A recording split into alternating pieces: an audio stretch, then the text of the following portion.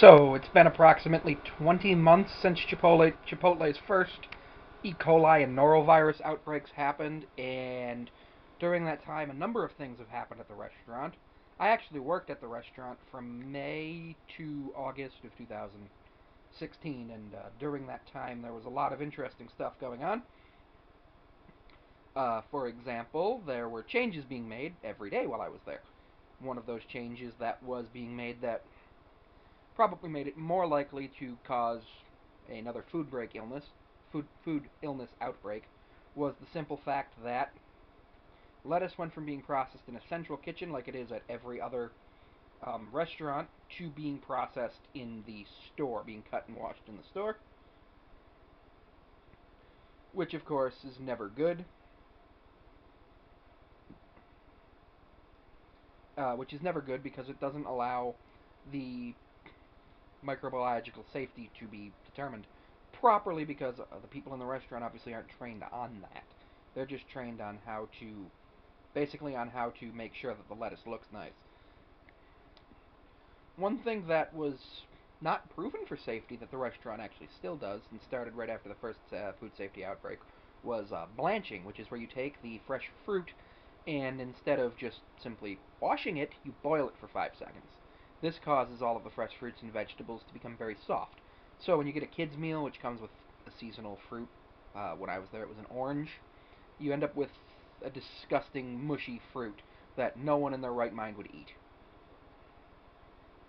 But people would still order them, and then of course they would always complain when I was there. I would always get, every time a kid's meal was sold, somebody would always come back up to the line and be like, excuse me, this fruit is disgusting, I want something else. We'd always give them another bag, we'd always give them a bag of chips.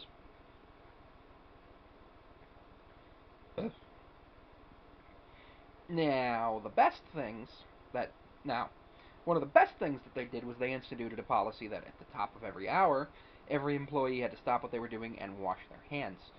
Now, of course, it's one at a time, but this ensured that employees washed their hands at least once an hour.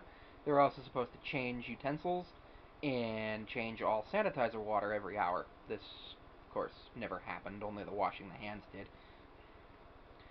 Um, Now, McDonald's has been doing this for about 80 years. Not really 80 years, but pretty much since McDonald's became a thing, McDonald's has been having their employees wash their hands at the top of every hour, including most of the time actually at the bottom of every hour as well. Why Chipotle would institute that policy after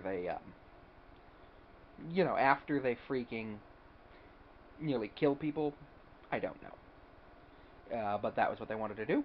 But I recently found out that Chipotle is no longer having this policy. Now employees no longer have to wash their hands at the top of every hour.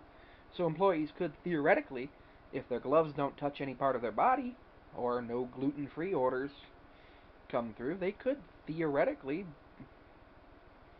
be making food with the same gloves that they put on 7 hours ago, which is absolutely disgusting, especially because when you change food and take food back to the dishwasher area, that's touching soiled products and soils your hand. So you should be washing your hands in that case. But, of course, it's Chipotle. What are they going to do?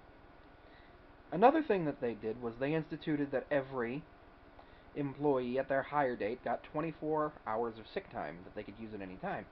And they wanted every employee who was throwing up to spend 5 days at home. 5 days at home, which is okay. The law says you have to spend 24 hours at home after symptoms stop. They wanted you to spend 5 days at home, just to be safe.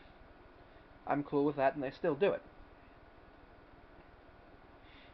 Now, the other thing they did was they started pre-cooking their steak, which is called sous vide.